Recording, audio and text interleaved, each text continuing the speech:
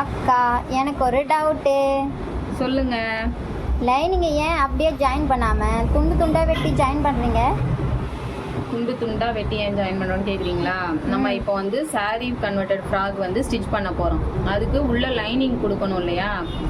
அதுக்காக நான் 3 பேனல் போட்டிருக்கேன். அதாவது ஃப்ரண்ட்டில் 3 பேனலும் பேக்கில் 3 பேனலும் போட்டு ஸ்டிச் பண்ணுறோம். இந்த மாதிரி நம்ம பேனல் மாதிரி கட் பண்ணி லைனிங்கை உள்ளே ஸ்டிச் பண்ணுறதுனால நமக்கு லைனிங் அதிகமாக செலவும் ஆகாது, உள்ளே ரொம்ப ஹெவியாக வெயிட்டாகவும் இருக்காது. நமக்கு அந்த ஸ்கர்ட் ஷேப் வந்து பர்ஃபெக்டாக கிடைக்கும். அதனால தான் நம்ம வந்து பேனல் மாதிரி லைனிங்கை ஜாயின் பண்ணிவிட்டு அதுக்கப்புறம் ஹிப் லைனில் ஜாயின் பண்ணுறோம்.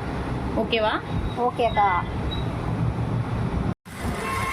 நம்ம மேக்ஸிமம் வந்து ஃப்ரண்ட்டுக்கு 3 பார்ட்டு, பேக்குக்கு 3 பார்ட்டு, மொத்தமாக 6 பார்ட் கொடுத்தாலே ஃப்ராகுக்கு வந்து ஓகேவாக இருக்கும். அக்கா, தச்சதுக்கு அப்புறம் இப்படி தான் வருமா? ஆமாம், லைனிங் நம்ம 3 பார்ட் தச்சதுக்கப்புறம் இந்த மாதிரி தான் வரும். லைனிங் நல்ல ஃப்ளோ கிடைக்கும். குறைஞ்ச லைனிங் இருக்கும்போது இந்த மாதிரி பேனல் கட் போட்டோம்னா நமக்கு கரெக்டாக லைனிங் வந்து பத்தும். ஓகேவா? இது ஃப்ரண்ட் பார்ட் மட்டும்தான்.